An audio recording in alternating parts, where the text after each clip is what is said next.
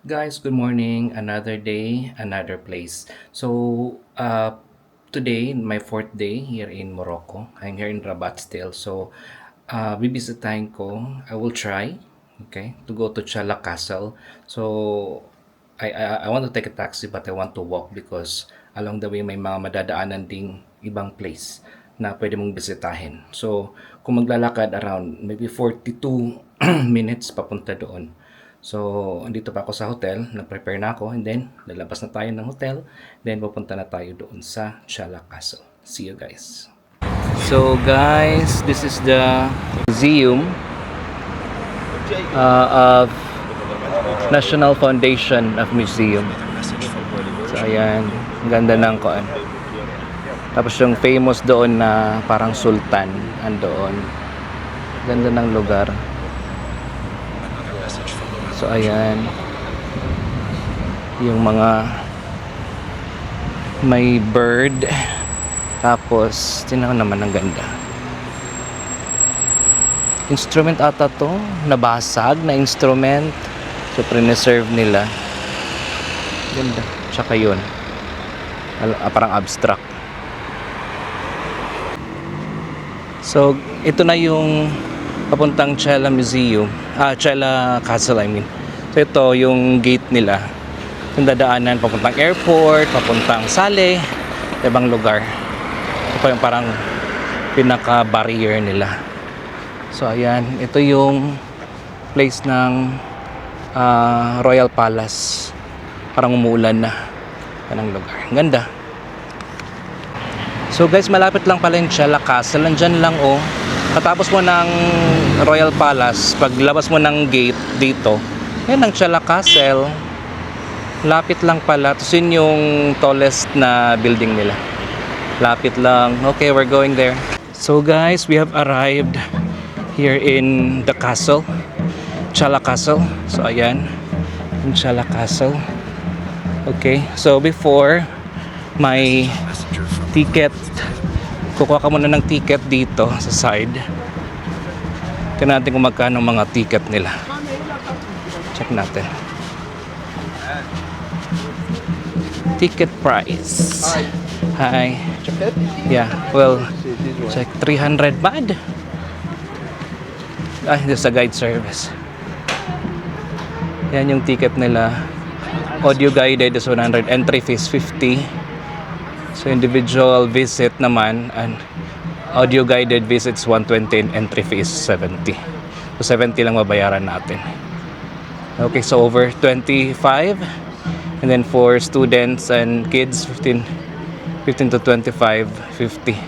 So below 15 is 30. And children, youth pass, disabled people are free. Okay. So guys, in the entrance, ito yung makikita natin. So ayan, yung entrance nila. Ancient City, Merind, and going, dito na muna tayo, diretso. Ancient City is going this way. Ayan. Yeah, I would like to shout out the lady when I was in the ticket area. There's a lady Moroccan. She asked for my YouTube channel, and if you'll be able to watch this video, thank you for welcoming me here in Morocco, and shout out to you. Okay, so dito yung daan pababa. From there, pababa, punta ka doon. Yun yung ancient city. So yun. Lalaki ng mga kuan nila, Ala. Parang mga ano bang ibon to? Stork? Yun yung ancient city. Mapunta tayo doon. Yun yung magandang part.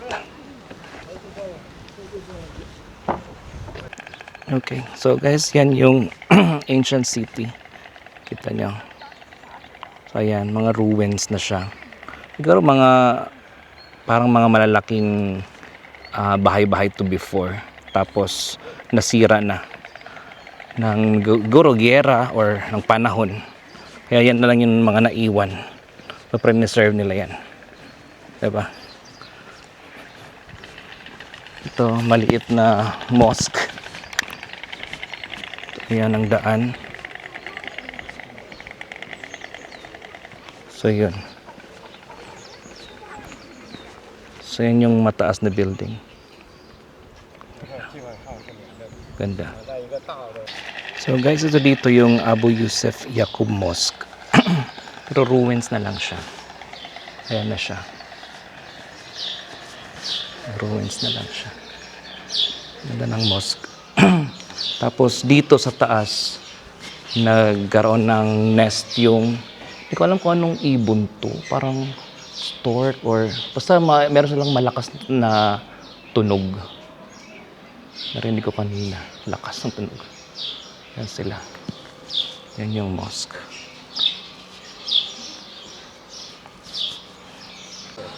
Ayan guys, oh, yung mga ibon, ang dami nila. Ayan. Ayan ang nagagawa sila ng noise. Ayan. Nagagawa sila ng noise, parang signal yan nila. Ang dami nila, oh. Yung isa nasa taas talaga ng tower. Ang ganda. So this one is the garden. Ayan, inaayos pa naman nila. So ayan. Kalagay dito is South and East Tower.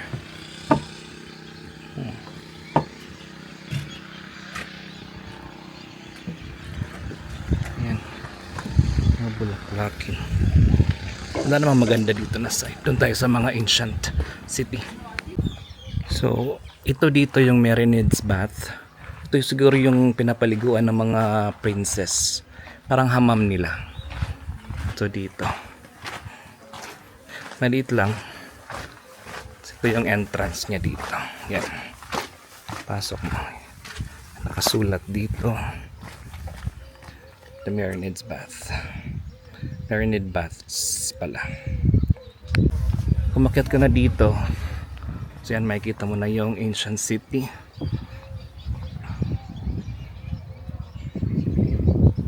Yan yung ako pwedeng pumasok doon, hindi ko sure. Yan ang castle, ang laki pala ng castle na to, no? Ang lawak.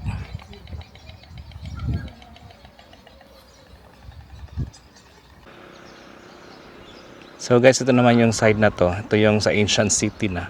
Yan yung castle na nakatayo pa din. So yung iba kasi nasira na itong nasa baba. So ayan. Punta pa yan doon. Meron dito site na makikita mo yung tall na building eh. Hanapin natin mamaya. So ito yung sa baba. Tapos paakyat tayo. May ibon. Ayan. May pinto dito. Kaya lang parang hindi pwedeng pumasok. So ayan. Pinadlock na nila. Message on Instagram from ayan. Hindi na pwedeng pumasok doon. So ito ay Bab in Jannah sa loob. Ayan ang pinto na malaki. Not allowed. Not allowed to go inside. What is inside? So guys, nakapasok ako doon sa gate na yon. Actually hindi pwede. Tapos pinapasok ako ng lalaki. Ako lang pinapasok niya. Or meron ba siyang ibang intensyon? Charing lang. Hindi. Tapos after nun, pinicturean niya ako dun sa loob. Tapos, ayun. Tapos meron kasing dumating, gustong pumasok din. Sinara na niya. Hindi na pinapasukan. Kaya ayan. Special tayo dito sa Morocco, ha? Makita ko, kakapagod. Ang taas pa. Punta doon. Grabe. So guys, after ko umakyat doon kanina sa mataas na yon, paglabas ko, pa-exit na pala. So andito na ako ulit. Yan yung gate sa likod. Exit na yan. Ayan, so may restaurant naman dito sa kilid. Pwedeng kumain din muna. Kapagod, grabe. So guys, sa ngayon, naglalakad ako. Papunta ako ng Hassan Tower. It has been like mga 42 minutes papunta doon. Galing doon sa may castle. Yun ang castle. So, Ito yung mataas na tower. Yan pala dyan na lugar, Sali na yan. So, part ng Rabat, pero another town. So, ito yung kalsada nila. Ang linis ng kalsada, ang ganda ng kalsada nila. Yan. So, ang ganda. So, malalayo pa ang lalakarin ko, kaya patuloy lang tayo. Lalaban tayo. Ayan. So, yan yung building. Yan lang yung pinakamataas na building dito na nakita ko. Anything else like normal, like yung mga sinaunang building at bahay. Kakapagod. Buti may maaraw siya pero may hangin, kaya okay lang. Bala na umitim basta nakapaggala. 'Di ba? Ganoon. So guys, ito dito makita niyo yung city. So ayan ang city. Yeah. Closer natin. At least nandito na ako sa city. Wala na ako dun sa may parang pinaka diversion road nilang layong nilakad ko, in fairness. Yan. Sali na yan na part. Dito yung Rabatville na side. Diba? Ang ganda. Parang museum ata yan siguro. Ayan. Hindi ko alam kung anong kanto, anong dun sa loob. Pero Hassan Tower to. Okay. So guys, sa paglalakad ko, dito na ako sa Muhammad V. So, ang ganda. Diba? Kasi ito na yung Hassan Tower. Ito malaking flag. Ito yung Saleh na side. Wow, very nice. So guys, after ng mahabang lakad, nandito na ako sa Hassan Tower. Tapos yung other side naman yung Muhammad V. So sa harap ko dito is yung malaking flag ng Morocco. So pag pasok mo, merong mga gwardya na nakakabayo. Pwede kayong picture dyan. Walang bayad yan. Okay? Ito yung entrance papunta sa Hassan Tower. Yan o. Ito yung hinahanap ko. Narating ko din. Wow. Very nice. Yan ang loob. Ito yung Hassan Tower. Ganda. Ayan, daming tao. Ito yung Muhammad V na mausoleum, I think, yung sinasabi nila. Ayan. So mga pillars to. Hindi ko alam kung ito ba before, bahay ba to? I think hindi. Pinawalang ganito. Hindi ko alam kung ano yung history, bakit ganito yung pagkakadesign. Ayan. Diba? Ganda. Malawak tong lugar na to. Ayan. Wow. So guys, kung naalala nyo yung nag-ask sa akin doon sa may castle kanina, yung wini-welcome ako dito sa Morocco. So dito ako ngayon sa may Hassan Tower. Nagkita kami ulit, tinawag nila ako at nagpa-picture na sila. So may picture na kami, so ipopost ko rin yon para at least makita nyo. So shoutout kay Mariam. So siya po yung nag-greet sa akin kanina. Yeah. So guys, ayan yung Hassan Tower.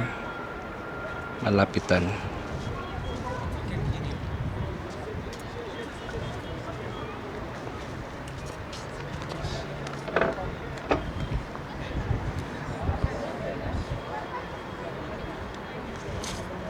So again guys, shoutout pala kay Mariam and her friends. So at least mayroong sumusunod sa atin dito sa Morocco. Ayan. Thank you. Okay, so guys, ito yung Muhammad V Mausoleum. Punta tayo na sa taas. Tingnan natin.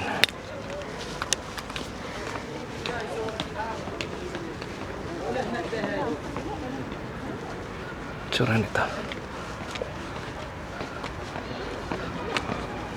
Ayan. Ang Muhammad V Mausoleum.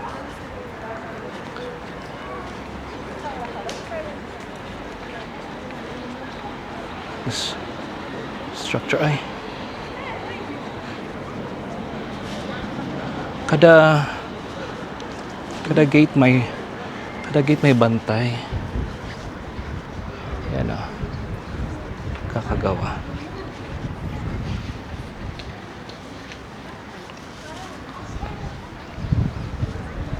Sa loob kaya?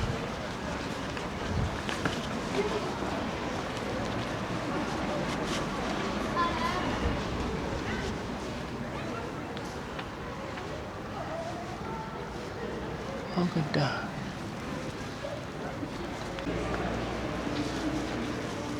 Ito yung loob ng mausoleo.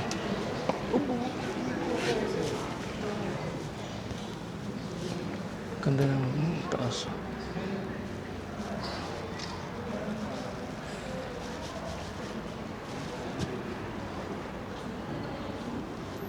Ayan, andito pala siya nilibing. Ayan.